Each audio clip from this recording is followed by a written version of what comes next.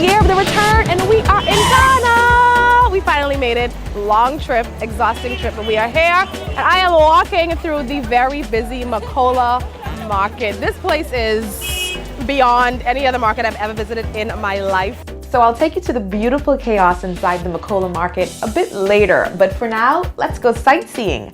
One of the special parts about this trip is that my family got to join us. On day one of touring, we hit up the Kwame Nkrumah Memorial Park as well as the Black Star Square just to get in some tourist action and to see and feel out Accra for the first time.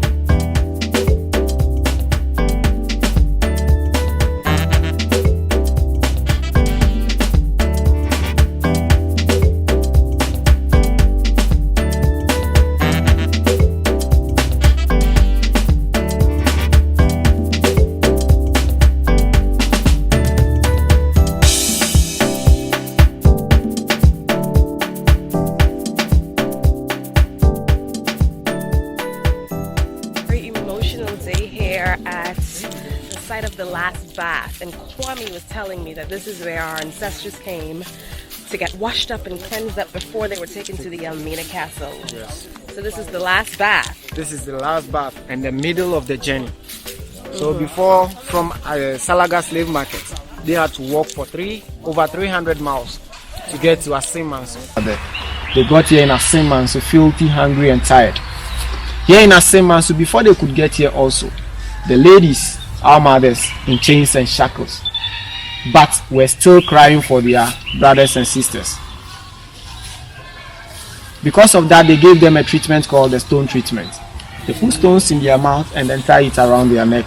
That way they could cry with their tears flowing, but nobody hears their voice.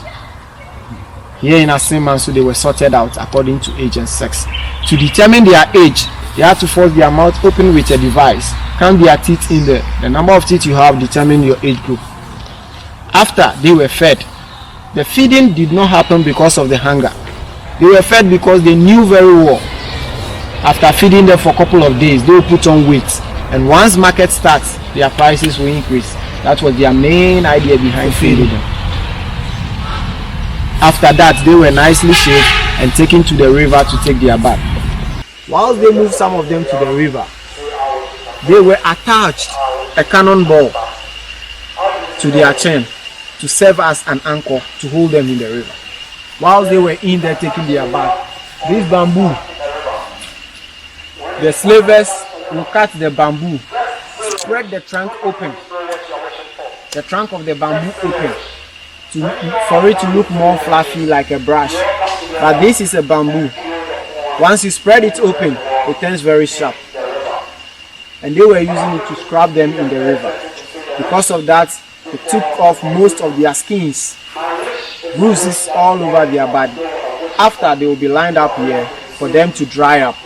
After they have dried, they apply shea butter or palm oil on their body for them to look more presentable and attractive for the slave merchants who are coming here to buy. Some of our ancestors were still left in the chain because they couldn't attract buyers. Because of that, their prices were reduced, and those who are left in the chains were shot dead right here on this spot. There are no words to describe adequately what was experienced here today. Your ancestors are calling you home, come visit them. From Asemanso here, then they will walk for over 31 miles to get to the coast, the Elmina Castle and the Cape Coast Castle, where they will walk through the last ever door, the door of no return, Right. to the unknown world. Wow. So here at the last bath, and now we're going to go to the Elmina castle where they took that last journey through the last door.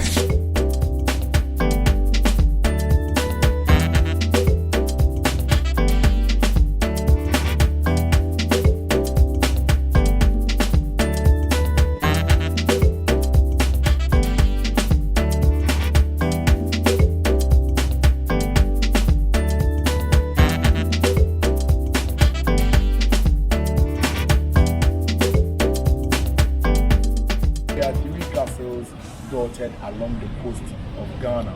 We have St. George's Castle in Elmina, built by the Portuguese in 1482.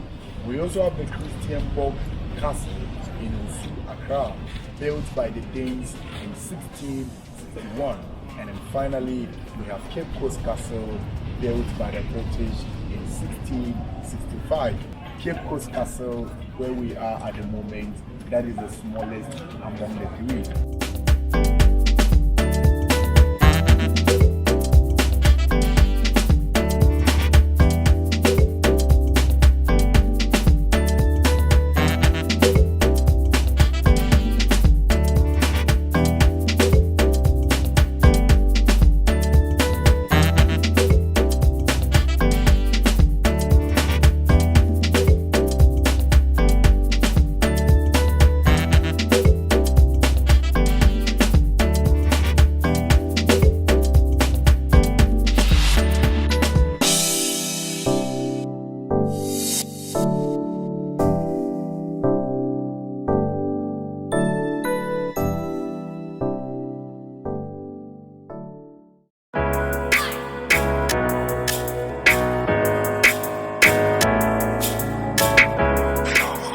We are at the Elmina Castle.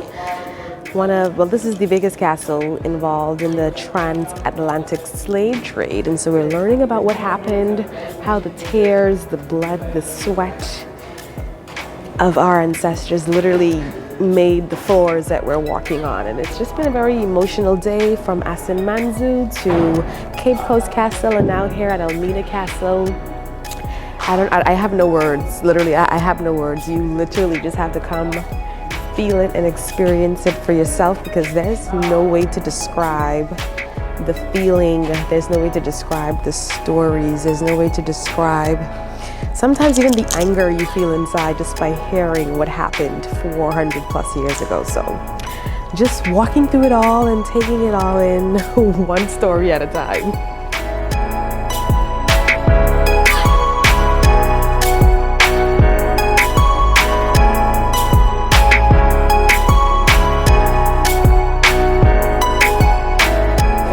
So here we are at the Elmina Castle, visiting yet another door of no return. This one is even smaller than the one we saw at Cape Coast Castle. It's just amazing to see the tunnels and the dungeons that they had to walk through to get to the boats that were waiting to take them to God knows where. Again, emotional, the only word to describe today.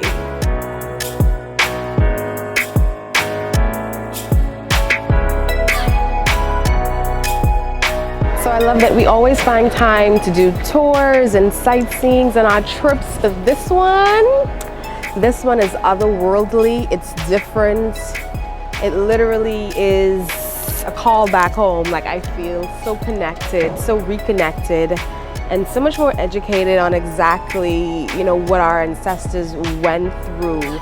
So today was physically draining, emotionally draining, but it is over. Ghana, Accra, the Elmina Castle, the Cape Coast Castle. We just soaked it all in today, and some setties well spent on what we learned and what we found out today. Now, as you can see in here, this day was super heavy. So let's head back to the market now for some color and shopping.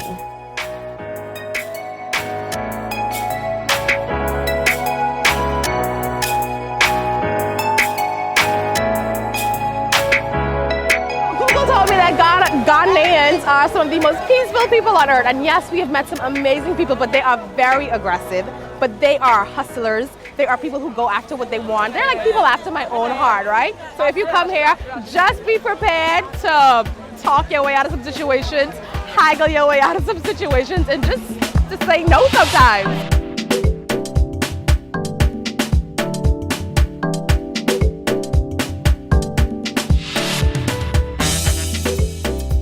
This place is beyond any other market I've ever visited in my life. It is stocked with people, stocked with things. And if you don't move fast, you can get hit, knock out of the way, or just something really bad is going to happen. So I'm trying to make my way through this market right now and see exactly what is going on. There are spices, food, clothes, everything you can find here.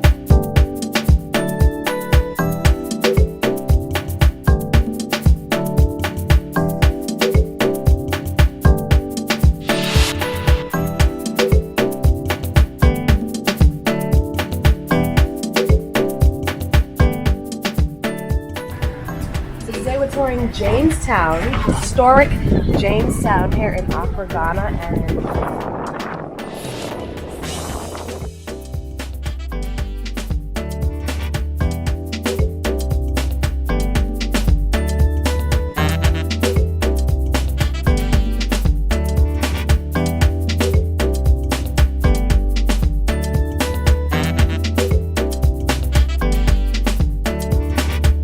all this area was demolished, like I said earlier on, because of this plan, the acid impression of Jamestown fishing.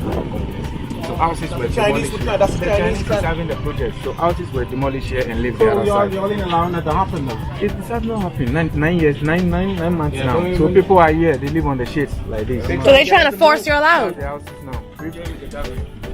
So what he's saying is that the Chinese are now forcing these people off of their land so they could turn it into a big industrial, commercial fishing company for themselves. They've already demolished most of their homes, and the people just came back and just had to like set up shanty towns pretty much for somewhere to live. Oh boy.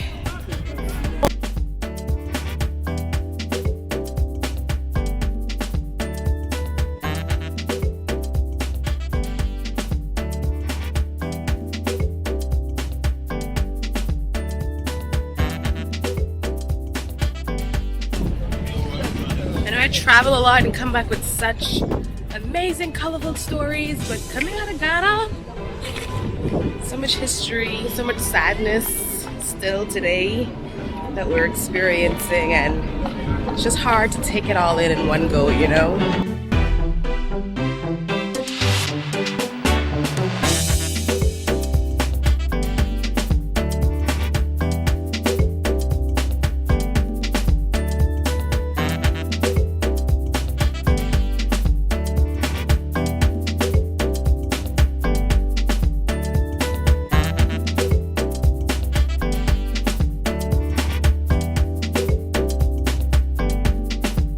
You guys, so I do this kind of thing a lot, take you along with me on my journeys, my travels, my trips. Be sure to subscribe to this channel if you want to see more and see where I'm going next.